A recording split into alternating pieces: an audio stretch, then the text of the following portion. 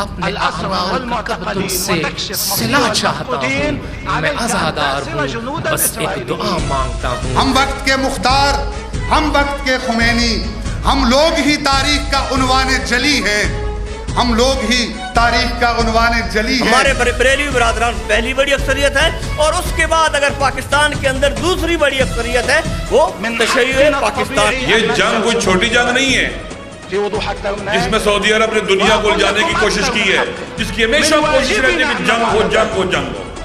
من واجبنا ان نفعل ذلك۔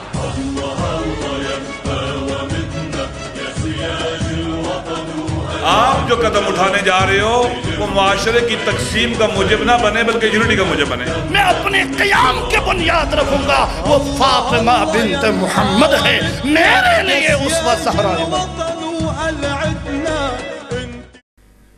معاشرے سے نہیں کٹنا، ان کے ساتھ رہنا ہے، ان کے اندر رہنا ہے، ان کو سمجھنا ہے، ان کی زبان کو سمجھنا ہے۔ میں آپ کو مثال دیتا ہوں، مثلا ہمارے ہاں مکتب تشیع میں ولایت بہت اہمیت کی حامل ہے۔ جب آپ ولایت فقیہ کہتے ہیں تو ہمارے یہاں سمجھتے ہیں کہ شاید یہ مولا علی کی ولایت کے مقابلے کی کوئی چیز ہے، ایسے ہو جاتا ہے۔ اب آپ جہاں گفتگو کرنا چاہتے ہیں، جہاں قدم اٹھانا چاہتے ہیں، جہاں سٹینڈ لینا چاہتے ہیں، جہاں بات کرنا چاہتے ہیں، آپ اس فریکوینسی پہ ٹرانسمٹ کریں، اس طرح سے گفتگو کریں کہ ان کے لیے سمجھنا آسان ہو جائے۔ یعنی پھر گراؤنڈ بنا کر، بنیاد بنا کر آپ یہ بات کریں گے، پھر ڈائریکٹ جا کر یہ بات نہیں کریں گے، تاکہ لوگوں کے اندر کنفیوژن پیدا نہ ہو، پریشانی پیدا نہ ہو۔ معاشرے کو درست سمجھنا پڑے گا تاکہ ہمارے سٹینڈز ایسے ہوں جو لوگ سمجھ سکیں، لوگوں کے ذہن اس کو قبول کر سکیں، اس طرح سے لیں، اس طرح سے سٹینڈ لیں۔ اس کے لیے اقدامات کرنے پڑیں گے، پھر لوگوں کو ساتھ چلانا پڑے گا، ان کے اندر اویئرنیس پیدا کرنا پڑے گی، مختلف کام کرنا پڑیں گے تاکہ آپ جو قدم اٹھانے جا رہے ہو وہ معاشرے کی تقسیم کا موجب نہ بنے بلکہ یونٹی کا موجب بنے۔ دوسری بات، تنظیم کے اندر ایک چیز جو آفت پیدا ہو سکتی ہے وہ ہے خود پسندی، حتیٰ خود پرستی، حتیٰ اپنے آپ کو فارسی میں کہتے ہیں مطلق سمجھنا، یعنی اپنے آپ کو سب کچھ سمجھنا، ہمارے علاوہ کچھ بھی نہیں ہے۔ یعنی انسان یہ سوچے کہ جو ہمارے ساتھ ہیں وہ حق پر ہیں، جو ہمارے ساتھ نہیں ہے وہ باطل پر ہے، جو ہمارے ساتھ ہیں وہ خدائی اور رحمانی ہیں، جو ہمارے ساتھ نہیں ہیں وہ شیطانی ہیں۔ اگر ایک تنظیم کے اندر یہ سوچ پیدا ہو جائے، ایک تو ایکسٹریمزم کو یہ جنم دے گی، ریڈیکلزم وجود میں آئے گا، انتہا پسندی وجود میں آئے گی، افراطی گری وجود میں آئے گی۔ دوسرا، یہ جماعت خدائی نہیں رہے گی، یہ طاغوتی جماعت بن جائے گی۔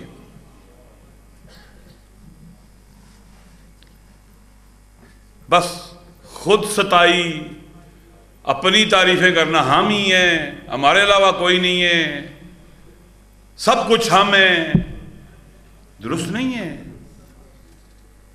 شہید قائد کے بھی یہ جملے ہیں، ایک تقریر میں سن رہا تھا، ایک ایسا نہیں ہے کہ جو ہمارے ساتھ نہیں وہ حق پر نہیں ہے، وہ باطل پر ہے۔ یہ شہید قائد کے جملے ہیں باقاعدہ۔ مختلف جماعتیں کام کرتی ہیں معاشرے سوسائٹی کے اندر، لہٰذا ہمیں دوسروں کو فقط اس بنیاد پر کہ وہ ہمارے ساتھ نہیں ہیں باطل پر نہیں سمجھنا چاہیے کہ وہ باطل پر ہیں اور ہم حق پر ہیں، بلکہ ہمیں کوشش کرنی چاہیے کہ ہماری جماعت کے اندر اس طرح کی صورتحال پیدا نہ ہو. حتیٰ افراد جماعت کے اندر خود اپنے آپ کو دوسروں سے ممکن ہے برتر سمجھنا شروع کر دیں.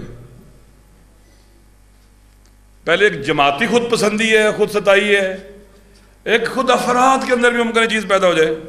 اگر پہلی صورت غالب ہو ایک جماعت کے اندر تو پھر جماعت جن لوگوں کی تربیت کرے گی وہ مصنوعی لوگ ہوں گے، وہ رشد پیدا نہیں کریں گے، وہ انحطاط کا شکار ہو جائیں گے.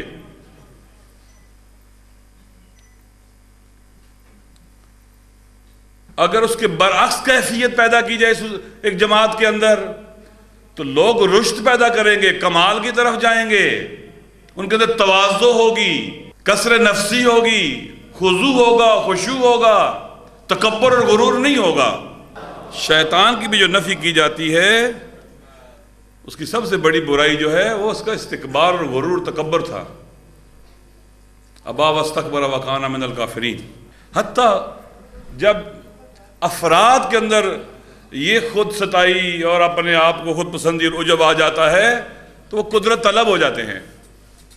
وہ چاہتے ہیں پاور ان کے ہاتھ میں، سب کچھ ان کے ہاتھ میں آ جائے، انحصار طلب ہو جاتے ہیں، ہر چیز منحصر ہو ان کے اندر، ہر چیز میں وہ ہوں. یعنی جماعت بھی بعض اوقات ایسی ہر جگہ میں ہوں، سب کچھ میں ہوں، میرے علاوہ کوئی نہ ہو. اور جماعت کے افراد کے اندر بھی یہ صفت پیدا ہو جائے تو وہ بھی ایسے ہی ہو جائیں گے، سب کچھ میں ہوں، بس میرے علاوہ کچھ نہیں ہے. یہ جماعت کے اصولوں کے خلاف ہے، ایک نظم کے اصولوں کے خلاف ہے کہ جب مجموعی طور پر مل کے کام کرنا ہے تو ذمہ داریاں تقسیم ہونی ہیں، سب کچھ میں نہیں ہوں، ہر ایک ایک نقش اور رول ہے اس میں. یہ واقعاً خطرناک صفت ہے اور جماعتوں کو تباہی کی طرف لے جاتی ہے، ایز اے ہول، پوری جماعت کے طور پر بھی اور انڈیویجولز کے طور کے اوپر بھی.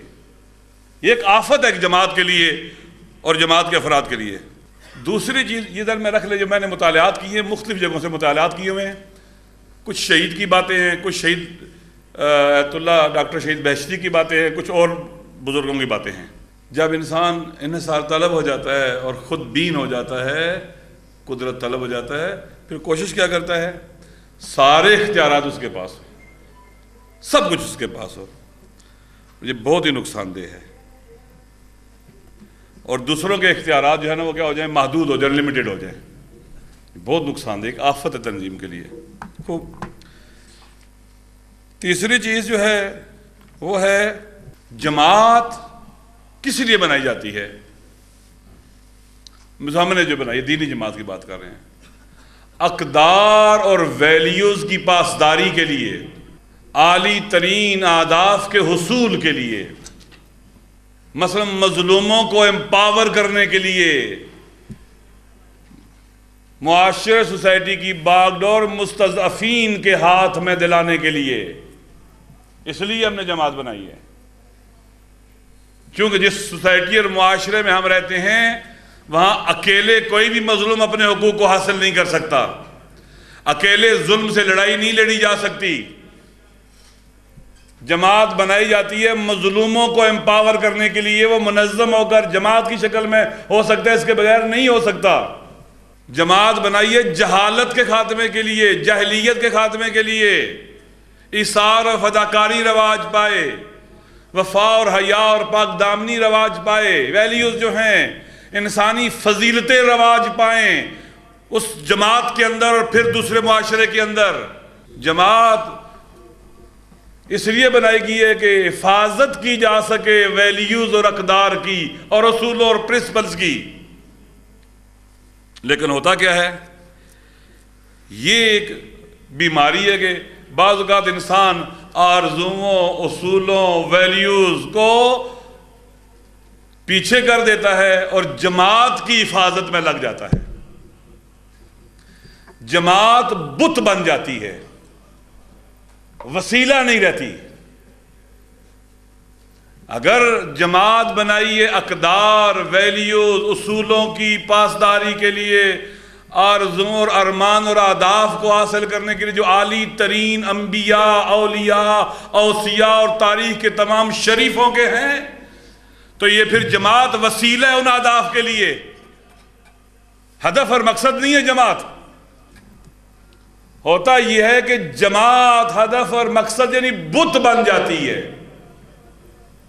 جماعت کی پرستش شروع ہو جاتی ہے، اصول پامال، اقدار پامال، آداف پامال ہو جاتے ہیں، جماعت اب آگے آ جاتی ہے۔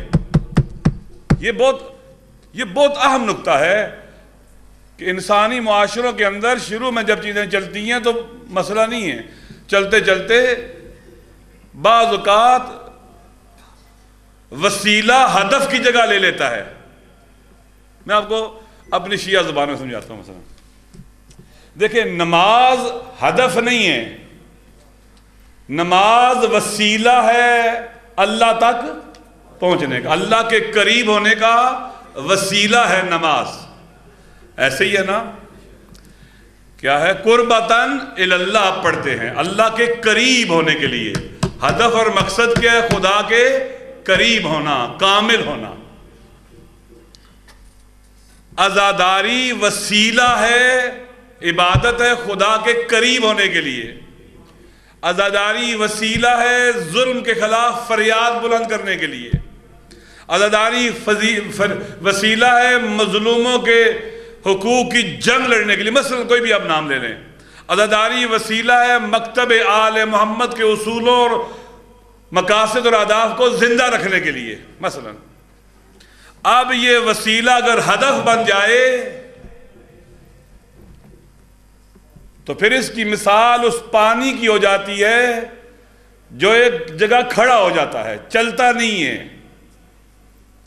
جو پانی ایک جگہ ٹھہر جائے بالآخر وہ کیا ہو جاتا ہے؟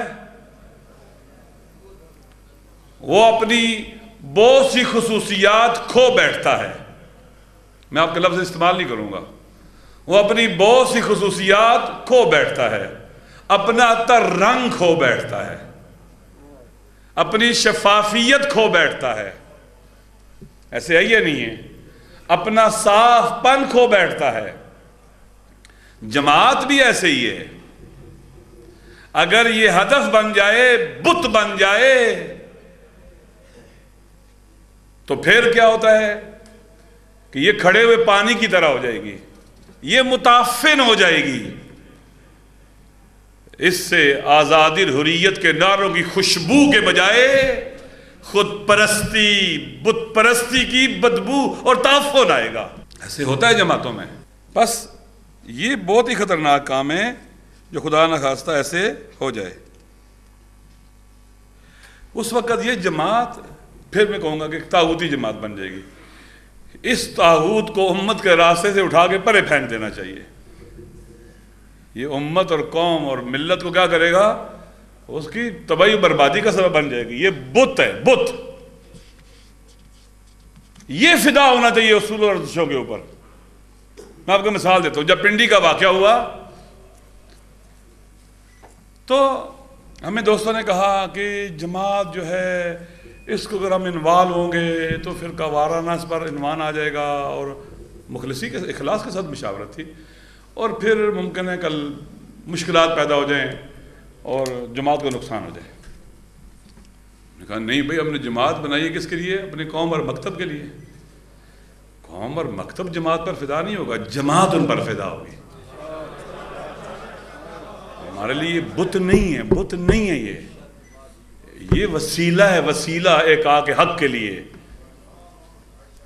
یہ فدا ہو جائے، قوم بھی رہے گی، مکتب بھی رہے گا۔ جماعتیں آج ہیں، کل نہیں ہیں، پھر بن جائیں گی۔ اصل جماعت نہیں ہے، اصل مکتب ہے، قوم ہے، ملت ہے، وہ اصول اور آرزو اور ارمان ہیں۔ بس جماعت جب ایسے ہو جاتی ہے تو پھر خدا پرست نہیں رہتی، حق پرست نہیں رہتی، بلکہ حق کو پامال کرتی ہے۔ یہ بت ہے نا۔ اب یہ اپنے اندر لوگوں کو کمال کی طرف نہیں لے کے جائے گی، پستی کی طرف لے جائے گی۔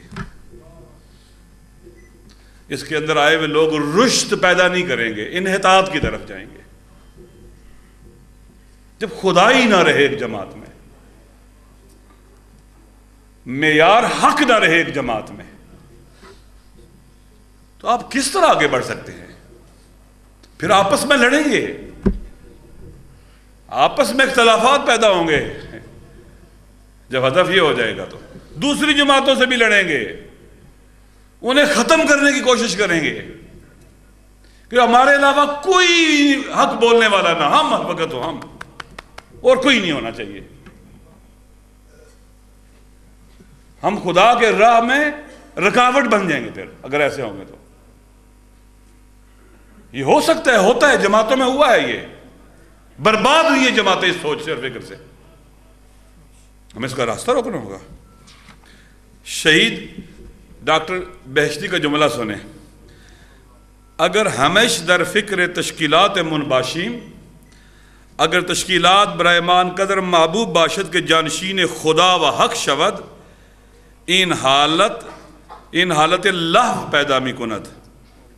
ترجمہ کرتا ہوں، اگر ہمارے لیے ہماری جماعت اتنی محبوب ہو جائے کہ جانشین خدا اور حق بن جائے، حق کی جگہ پر اب خدا کی جگہ پر اب جماعت آ گئی ہے، تو ایک حالت لہو و لعب پیدا ہو جائے گی کہ لا یلہی عن ذکر اللہ.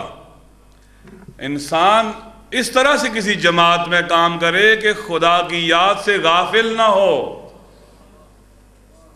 حق کے ساتھ سے غافل نہ ہو، نہ یہ کہ انہیں پامال کرنے والا بن جائے. یہ ایک اہم مسئلہ ہے. ایک اور چیز جو ایک تشکیلات کے لیے آفت اور بیماری بن سکتی ہے اور بیماری ہوتی ہے، لوگ اندر آ رہے ہیں، سکیننگ ہو کے اندر آنے چاہیے، سکیننگ ہونی چاہیے، ٹھیک ہے. اگر بغیر سکیننگ کے سارے اکٹھے ہو جائیں گے تو مشکلات پیدا ہوں گی، ٹھیک ہے. لیکن ایک کمپلیٹ سکیننگ بہت مشکل ہے، نہیں ہو سکتی. لہذا اس کا مطلب ہے کہ مسلسل سکیننگ ہوتی رہنی چاہیے. مسلسل سکیننگ کا نام تربیت ہے. ایک جماعت میں کچھ لوگ آنے چاہیے، کیسے آئیں؟ ایک جگہ پر ان کی تربیت کا ایک مرحلہ طے ہو، طے ہونے کے بعد وہ جماعت میں آئیں، اور جماعت کے اندر آنے کے بعد بھی یہ پروسیس، سکیننگ کا پروسیس یعنی تربیت کا پروسیس کیا ہونا چاہیے؟ جاری رہنا چاہیے. اس لیے کہ تنظیم بنائی اس لیے کہ ناقص کو کامل بنائے، نہ یہ کہ ناقص کو اٹھا کے باہر پھینک دے. ایسا نہیں ہے. ناقص کو کامل بنائے، انہیں کمال کی طرف لے کے جائے، رشد دے انہیں، نہ یہ کہ جس میں کوئی نقص ہے اٹھا کے اس کو پھینک دو. ٹھیک ہے، بعض اوقات ایسے نقص ہوتے ہیں جس کے لیے آپریشن کرنا پڑتا ہے، لیکن آپریشن جو ہے نا آخری علاج ہوتا ہے، آخری مرحلہ ہوتا ہے. پہلے مرحلے کا نام آپریشن نہیں ہوتا. البتہ کچھ دوست کوشش کرتے ہیں کہ پہلے مرحلے میں آپریشن کر دیں. یعنی اس کا مطلب کیا ہے کہ ہمارے اندر صبر ہونا چاہیے، ہمارے اندر برداشت ہونی چاہیے، تحمل ہونا چاہیے. جو دوست آئے ہیں جو بعض اوقات خامی اور کمی ہیں، تحمل کریں، محبت سے پیش آئیں، ان کی تربیت کا پروسیس جاری رہے تاکہ وہ رشد پیدا کرتے رہے اور آگے بڑھتے چلے جائیں.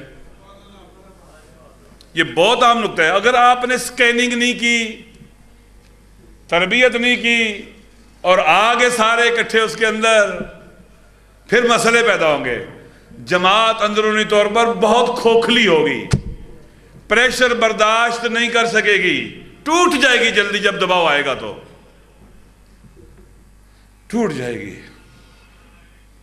میرے ذہن سے ایک سوال ہمیشہ نہیں نکلتا. چند دن پہلے میں 2 دفعہ 3 دفعہ پڑھ چکا ہوں کہ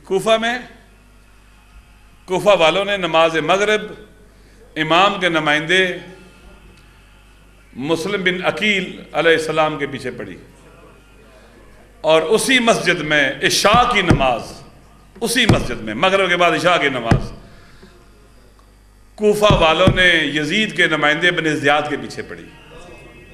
لہٰذا آپ نے ان کی تربیت کرنی ہے، مسلسل تربیت کرنی ہے. آپ نے چیکس رکھنے ہیں، لیکن ایسے چیکس نہیں رکھنے کہ کسی کو آنے نہیں دینا ہے اندر. ایک اچھے سسٹم کے اندر لوگ اندر لے آنا ہے اور سلسلہ چلتا رہنا ہے. اگر ہم نے یہ کام نہ کیا تو البتہ جتنا تشکیلات اور جماعت اور تنظیم کے اندر ماحول پاکیزہ ہوگا، خدائی ہوگا، الہی ہوگا، اتنا ہی اس طرح کے جو آسیب اور آفات اور بیماریاں ہیں جماعت ان سے محفوظ ہوتی رہے گی۔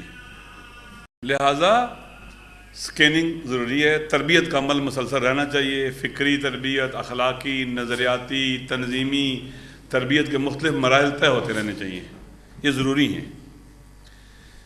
ایک چیز جو جماعت کے اندر ایک آسیب، کیونکہ اکٹھے ہو بیٹھ کے رہتے ہیں نا، جماعت یعنی اکٹھے ہو کے رہنا اور کام کرنا اور مل بیٹھ کے فیصلے کرنا، یہ دیکھا کیا ہے البتہ نا، مشاہدہ ہے، ٹھیک ہے، وہ یہ ہے کہ جماعت کے اندر جب آپ 15 20 30 40 بندے صوبائی شورا، مرکزی شورا ملے بیٹھے کسی مسئلے پر گفتگو کرنا چاہیں تو وہاں پر آپس میں نزاعی انداز نہیں ہونا چاہیے۔ مثلا ایک آدمی نے ایک بات کی، ہم کہیں اس کے اندر تو وہ چیز ہے بھائی، یہ کہیں اور سے بول رہا ہے، اور سوء ظن کی بنیاد کے اوپر جو ہے ہم اس کو سرکوب کریں، مجادلہ کریں، وہ بات کریں، بولنے نہ دیں اس کو، یہ چیز بھی ایک جماعت کے اندر نہ صحیح فیصلے کرنے دے گی نہ درست اقدامات کرنے دے گی۔ لہٰذا ہم 10 بندے بیٹھے ہیں، 20 بندے بیٹھے ہیں، ایک آدمی آتا ہے، غور و فکر کی، اس نے ایک مسئلے کے اوپر اپنی رائے دی، 8 منٹ 10 منٹ 5 منٹ بولا، تحمل سے سننا، اور اس کے بارے میں اس کو پھر جواب دینا، اس کی بات کو قبول کرنا یا رد کرنا، یعنی گفتگو کا سٹائل ہونا چاہیے، جو ہم اپنی زبان میں کہتے ہیں آپس میں مباحثہ ہونا چاہیے، مولوی لوگ کہتے ہیں مجادلہ نہیں ہونا چاہیے آپس میں، مجادلہ نقصان دہ ہوتا ہے، یہ رشد کا راستہ بھی روک دیتا ہے، یہ بھی ایک آفت ہوتی ہے جماعتوں کے اندر کہ جہاں پر مثبت پازیٹیو ڈائلاگ کی جو ہے نا انسان کو فرصت نہ ملے، مجال نہ ملے، بلکہ وہاں پر مجادلے کی نوعیت ہو جائے، درگیری اور آپس میں لڑائی جھگڑا ہو جائے، یہ نہیں ہونا چاہیے، اس کا راستہ روکنا چاہیے۔ اور اس سے جو جماعت کے اندر، تنظیم کے اندر لوگ ہیں، ان میں رشد پیدا ہوتا ہے، ارتقاء پیدا ہوتا ہے، اس سے، اس ماحول سے، اس کیفیت سے، اس انداز سے وہ رشد کرتے ہیں، آگے بڑھتے ہیں۔ ایک گروپ پڑھ لیجیے محمد و آل محمد پر۔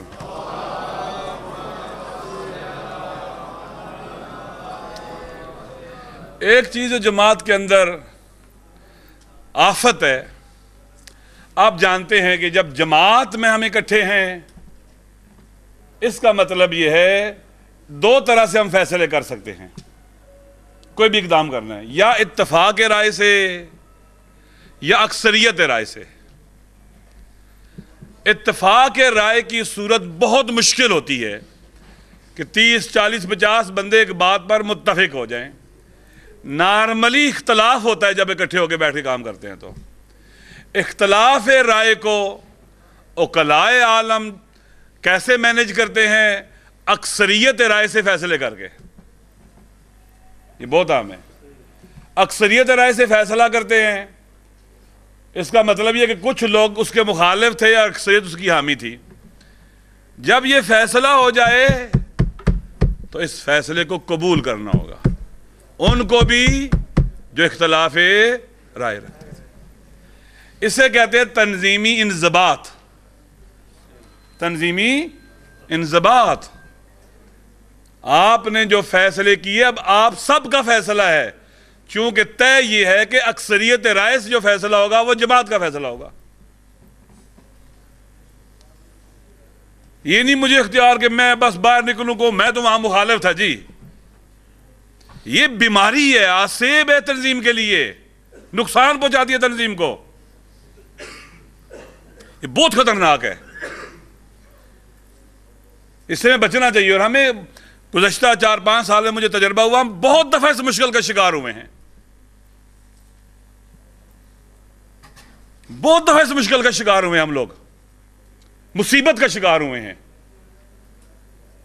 اگر ہم نے ایک جماعت کے اندر کام کرنے کا فیصلہ کیا ہے، یعنی ہم نے اس بات کو تسلیم کیا ہے کہ اکثریت رائے سے جو فیصلے ہوگا ہم قبول کریں گے.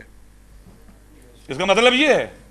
وائلہ اگر آپ اتفاق رائے چاہتے ہیں، آپ ویٹو پاور چاہتے ہیں کہ 99 بندے ایک طرف ہیں، 90 ایک طرف ہیں، 10 ایک طرف ہے یا ایک طرف ہے، وہ ویٹو پاور چاہتے ہیں کہ جب اگر ہم مخالف ہیں تو کوئی فیصلہ نہیں ہو سکتا. ایسے سسٹم اور تنظیمیں نہیں چلا کرتی، ایسے ادارے نہیں چلا کرتے. لہذا یہ بھی ایک بیماری ہے ایک جماعت کے اندر، انضباط کے اندر نہ رہنا. انضباط کے اندر ایک پہلو فیصلوں کا ہے، اکثریت رائے سے فیصلوں کو قبول نہ کرنا. جماعت کے اندر ایک فیصلہ مرکز میں ہو گیا ہے، صوبہ کے میں نہیں مانتا ہوں، صوبے نے فیصلہ کیا ہے ضلع کے میں نہیں مانتا ہوں. یہ درست نہیں ہے، یہ درست نہیں ہے، اور اس کے نقصانات ہوتے ہیں، اس کا ہمیں خیال رکھنا پڑے گا. اسی طرح سے جماعت جب اکٹھے رہتے ہیں لوگ، تو جماعت کے اندر لابی بنانا یہ بہت نقصان دہ ایک جماعت کے لیے ایک بہت بڑی بیماری ہے. لابی بنانا، ہاں اگر کام خدا کے لیے کرنا ہے، مخلصاً للہ کرنا ہے، اللہ کے لیے کرنا ہے، قربتاً اللہ کرنا ہے، خالصتاً لوجہ اللہ کرنا ہے، پھر لابی کیوں؟ لابی کس لیے؟ یہ درست نہیں ہے. لابی کسی جماعت کو تباہ کر دیتی ہے. میری پارٹی کے لوگ تو ذمہ داریاں سنبھالیں، دوسرا نہ آئے. خدا نہیں رہا اب یہاں پر، اب میں آ گیا ہوں، میری لابی ہے. یہ خدائی کام ہے ہی نہیں ہے، کبھی انجام تک نہیں پہنچے گا، کبھی منزل تک نہیں پہنچے گا سوائے بربادی کے اور تباہی کے. اور یہ چیزیں ہیں، یہ شروع میں آہستہ آہستہ شروع ہوتی ہیں، پھر بڑی ہو جاتی ہیں. اور ہماری جماعت میں تھوڑی تھوڑی شروع ہو چکی ہوئی ہیں ابھی یہ سلسلے چلے ہوئے ہیں. ہمیں ان کا راستہ روکنا پڑے گا، چاہے وہ یونٹ کی سطح پر ہو، چاہے وہ ضلع کی سطح پر ہو، چاہے وہ صوبے کی سطح پر ہو. لابی میری ہے، بندہ نہیں ملتا ہے، میں نے کابینہ میں نہیں لینا ہے اس کو. کیوں؟ کیونکہ میری لابی کا بندہ نہیں ہے. بھائی وہ جماعت کے آئین، دستور، قانون کو مانتا ہے، اتنا ہی حق اس کا جتنا آپ کا ہے.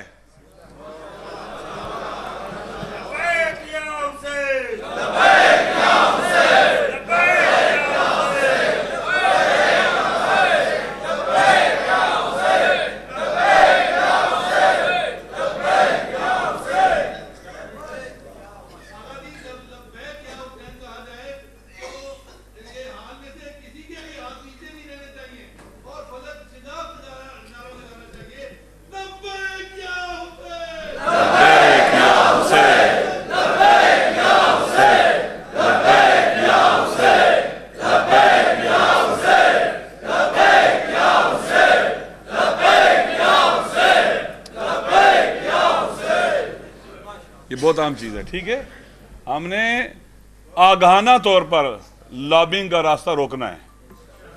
لابی بنانا تنظیم کے ساتھ، اہداف کے ساتھ دشمنی ہے، بہت خطرناک ہے. یہ جہاں خود پسندی بتایا، خود محوری بتایا، ہم ہیں، ہمارے علاوہ کوئی نہ ہے ادھر. لابی جب آتی ہے تخریب شروع ہو جاتی ہے، پھر مد مقابل کی دوسروں کی تخریب شروع ہوتی ہے، ان کی غیبت، ان پر تہمت، ان کی شخصیت کو کچلا جاتا ہے تاکہ ہماری لابی آگے بڑھ جائے. بہرحال یہ خطرناک چیزیں ہیں، اس کے عواقب و لوازم کیا ہیں بہت زیادہ میں بیان نہیں کر سکتا. ابھی لابنگ کا راستہ روک رہے ہیں جماعت کے اندر. یہ کیسے روکے گا؟ جب ہم باخبر رہیں گے. یہ جماعت امانت ہے ہمارے پاس، یہ خدا گواہ ہے، میرا ایمان اور باور ہے. میں نے کبھی سوچا بھی نہیں تھا، کبھی ذہن میں بھی نہیں آیا تھا کہ ایک جماعت بنے گی، اس کے اندر میں مثلا سیکرٹری جنرل ہوں گا. یہ شہداء کے خون کا اثر ہے، ان کے یتیم بچوں اور بیواؤں کی آہوں کا اثر ہے، مظلوموں کی خدا کی بارگاہ میں دعاؤں کا اثر ہے کہ یہ سلسلہ شروع ہوا ہے. یہ امانت ہے ہمارے پاس. میں ناصر، اچھا پھر اپنے آپ کو جماعت سے بالاتر سمجھنا، کہ مجھے تو جماعت کی ضرورت نہیں ہے، جماعت کو میری ضرورت ہے. غور سے سنیں.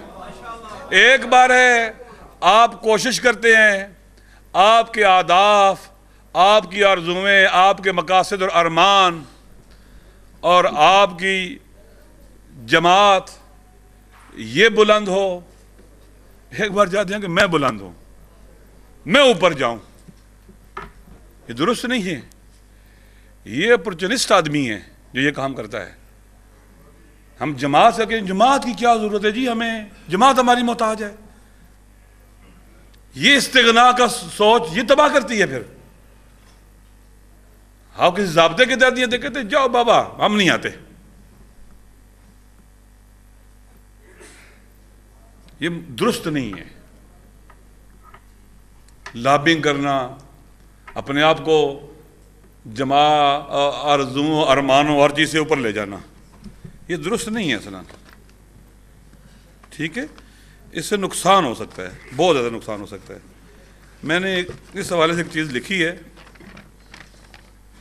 کہ اور مقاصد دنیا میں عظمت پیدا کریں، بلند ہوں دنیا کی نگاہوں میں. ایک بار ہے کہ میں بلند ہو جاؤں، یہ خطرناک ہے. یہ بیماری ہے جماعت کے اندر، بالخصوص ان لوگوں میں جو فرنٹ پر آگے بڑے لیول پر کام کرتے ہیں. یہ ان کے لیے زیادہ ہے، یہ خطرناک ہے.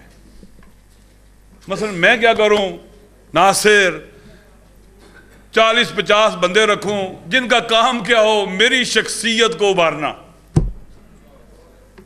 میرے اوپر کام کریں، میرے بارے میں لکھیں قائد وحدت، پتہ نہیں سالار وحدت، اور میری تصویریں بنائیں پھر لگائیں خوب. عطا جماعت کے اندر بھی شروع ہو تو میں خوش ہو جاؤں اور میں اپنے آپ کو اوپر کرتا رہوں، اور آرزویں ارمان جن کے لیے مجلس بنائی تھی ان کی کوئی حیثیت ہی نہ رہے. یہ بیماری ہے، یہ آفت ہے ایک جماعت کے لیے. یہ درست نہیں ہے. یہ خدا نہیں ہے اس میں کہ میں ناصر میں اپنی تشہیر کروں، میں اپنے آپ کو بس. آج کل واقعاً خدا گواہ ہے کہ مجھے جماعت کے اندر کام کرتے ہوئے تلخ ترین لمحات ہوتے ہیں نا، جو ناپسند ترین ہوتے ہیں نا، جب میرے نام کے ساتھ کوئی کہ سالار عبادت قائد عبادت، خدا گواہ ہے مجھے اذیت ہوتی ہے. نہیں ہونا چاہیے. اگر ایسا ہے تو اس کا میں نفس کا قیدی بن گیا ہوں، اسیر نفس ہو گیا ہوں. میں نہیں خدا کے لیے کام کر سکوں گا ابھی. خدا توفیقات سلب کر لے گا، خدا برکتیں اٹھا لے گا پھر، اور ہم شکست کا شکار ہو جائیں گے.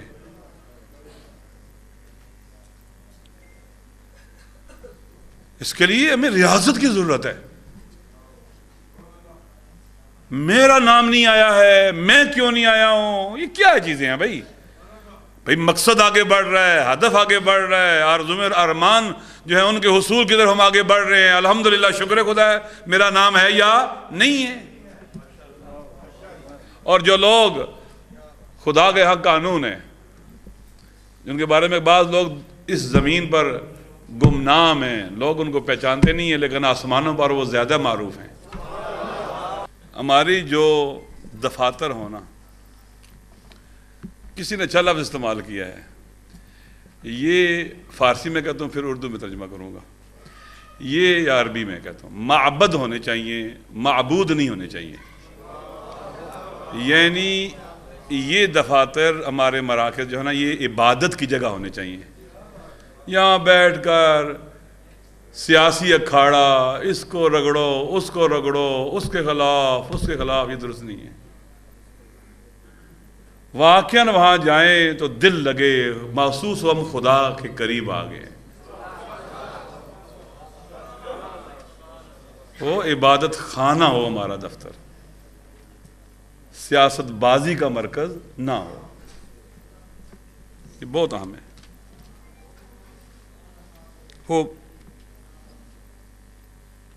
اب 3-4 خصوصیات بیان کر کے ختم کرتا ہوں، ٹھیک ہے؟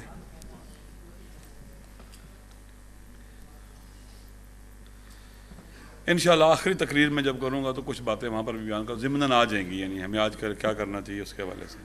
تو پہلی بات یہ ہے کہ ایک الہی جماعت کے اندر کام کرنے والے شخص کو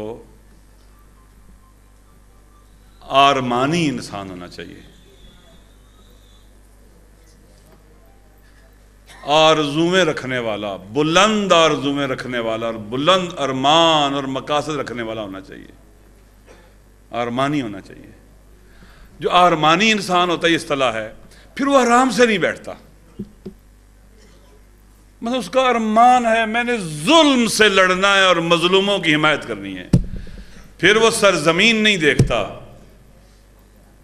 کہ اس جگہ ظلم کے مقابلہ کرنا اور فلاں جگہ نہیں کرنا۔ آرمانی انسان، جو آفاقی ارمان اور آرزویں ہیں، وہ انسان کو بھی آفاقی بنا دیتی ہیں اور اس جماعت کو بھی آفاقی بنا دیتے ہیں۔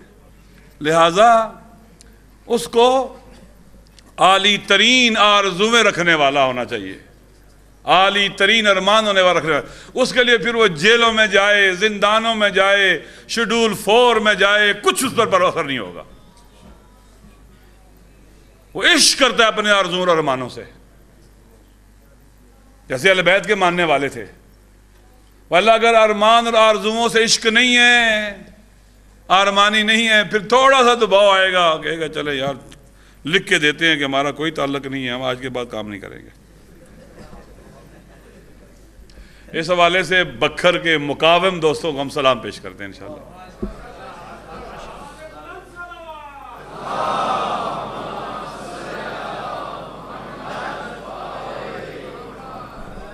ایک جماعت، آرمانی جماعت،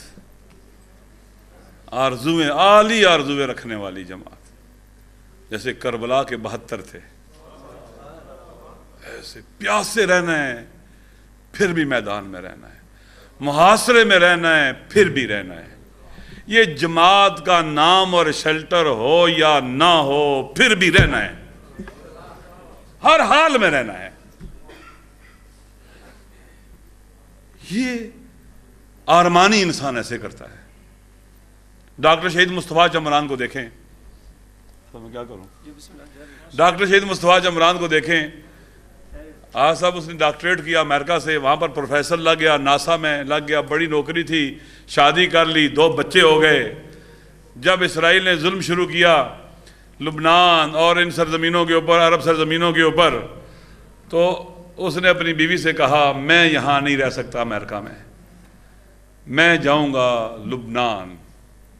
اس نے کہا اگر جانا ہے تو مجھے طلاق دے دو۔ اپنی زوجہ کو طلاق دے کر، 2 بیٹے چھوڑ کر، عیش کی زندگی چھوڑ کر، زمین پر پتھروں پر سونے کے لیے وہ لبنان آ گیا۔ ایک آرمانی انسان تھا جس کی آرزو شہادت تھی، وہ لڑا اسرائیل کے ساتھ، وہ مظلوموں کا حامی رہا، شہادت کے تعاقب میں ہجرت میں رہا، وہ مہاجر تھا فی سبیل اللہ، فی سبیل شہادہ، شہادت کی راہوں کا مہاجر تھا۔ بالآخر شہید ہو کے اپنے خدا کے پاس گیا۔ یہ آرمانی انسان تھا، پی ایچ ڈی، تنخواہ کتنی، اس کا وصیت نامہ پڑھے۔ ابھی میں انشاءاللہ کتاب ہم ترجمہ کروا رہے ہیں، چھپوائیں گے، 50 سال عبادت، 50 سال بندگی کے 50 سال، 50 وصیت نامے ہیں اس میں شہداء کے۔ ایک شہید کا میں وصیت نامہ بھی جب آپ کی طرف آ رہا تھا تو پڑھ گیا ہوں، اتفاقاً تازہ شہید ہوا ہے کچھ عرصہ پہلے، حرمین کا دفاع، یعنی عتبات عالیہ کا دفاع کرتے ہوئے، سامرا کا۔ اس میں وہ لکھتا ہے، عجیب جملے ہیں، اس نے کہا میری قبر بھی اندر سے ایسے ہو جیسے امام بارگاہ ہوتی ہے، یقین کریں اندر، اور میرے سر کے پیچھے جو پتھر ہو نا اس پر یا زہرا لکھے،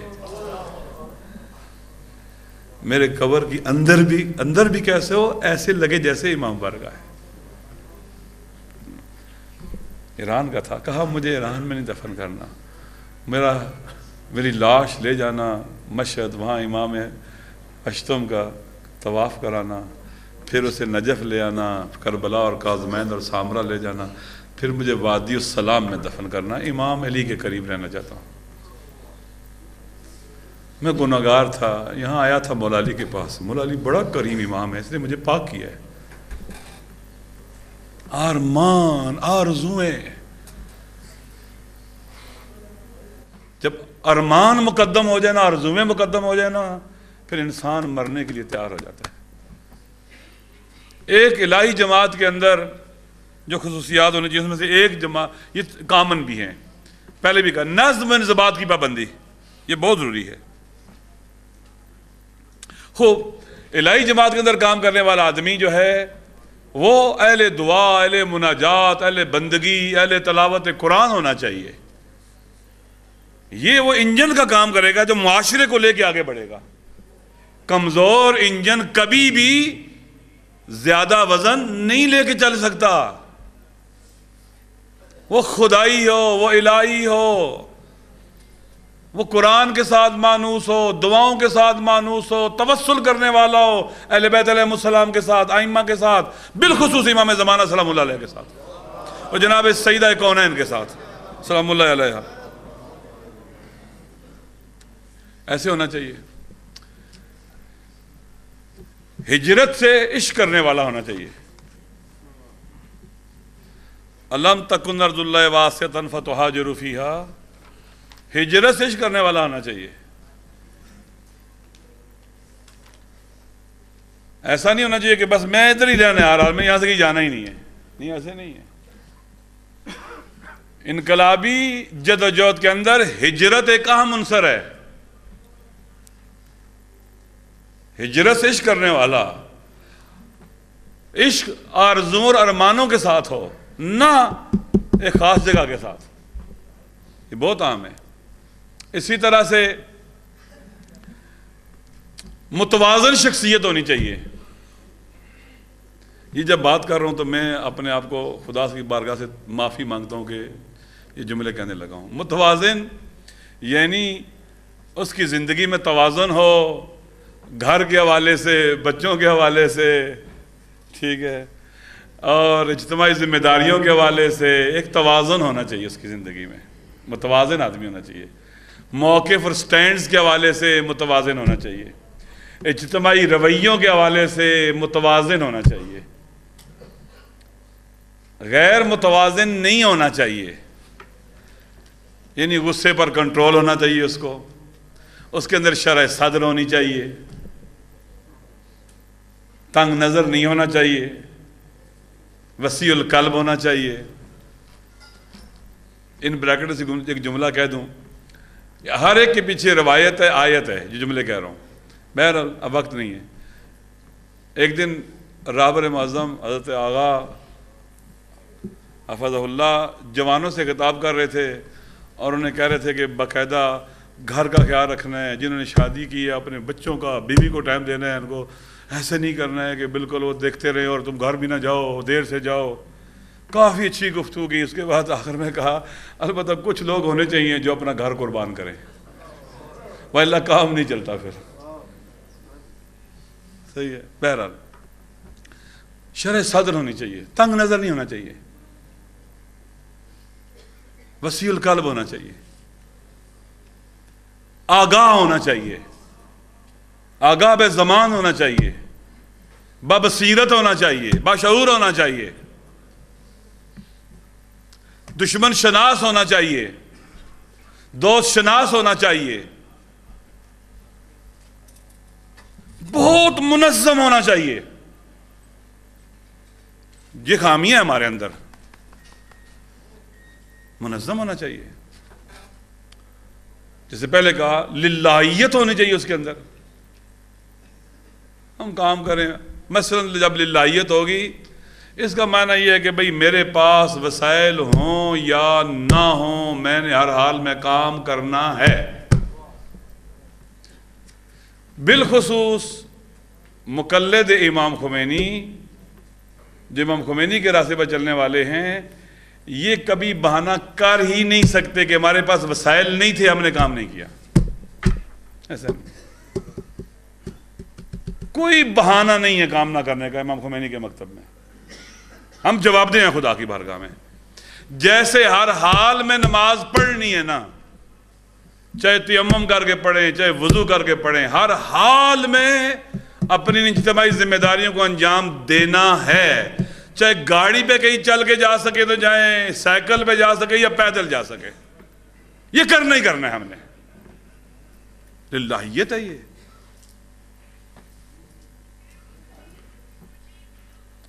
شجاع ہونا چاہیے، بہادر،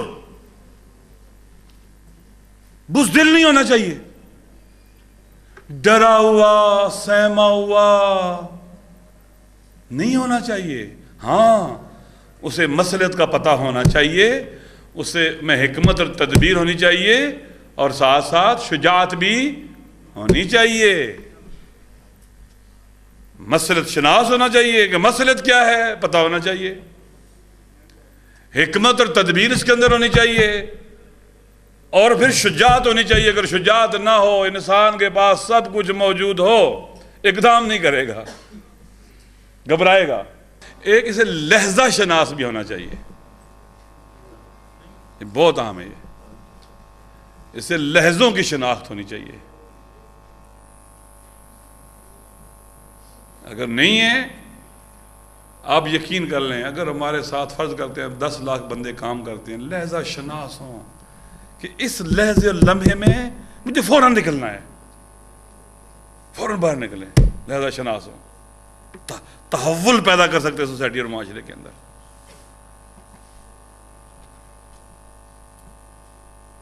دنیا کے حالات پر نظر ہو، اچھی کتابوں کا مطالعہ کرے تاکہ اس کے نالج میں اضافہ ہو، اس کے علم میں اضافہ ہو، مرتب اضافہ ہونا چاہیے اس کے علم کے اندر باقاعدہ. کردار میں پختہ اور مضبوط ہونا چاہیے. لنگوٹے کا کمزور نہیں ہونا چاہیے. کردار میں پختہ ہونا چاہیے. یہ ذہن میں رکھ لیں. جتنا طاقتور ہوگا کریکٹر میں، اتنی شخصیت اس کی طاقتور ہوگی. شہادت سے عشق کرنے والا ہونا چاہیے. اگر شہادت سے عشق نہیں کرے گا نا، کمپرومائزنگ پرسنالٹی ہوگی. چلو یار گزارا کرتے ہیں، پیچھے ہٹتے ہیں. کمپرومائزنگ نہیں ہونی چاہیے. شہادت کا عاشق، شہادت کا عاشق سانس کے آخری نفس تک اور خون کے آخری قطرے تک ثابت قدم رہے گا، پیچھے نہیں ہٹے گا. شہادت کا عاشق. صبر و استقامت اس میں ہونی چاہیے، پائیداری اس کے اندر ہونی چاہیے. شہادت کا عاشق ہونا چاہیے. یقین کریں عشق شہادت انسان کو آخر تک ثابت قدم رکھتا ہے. عشق شہادت.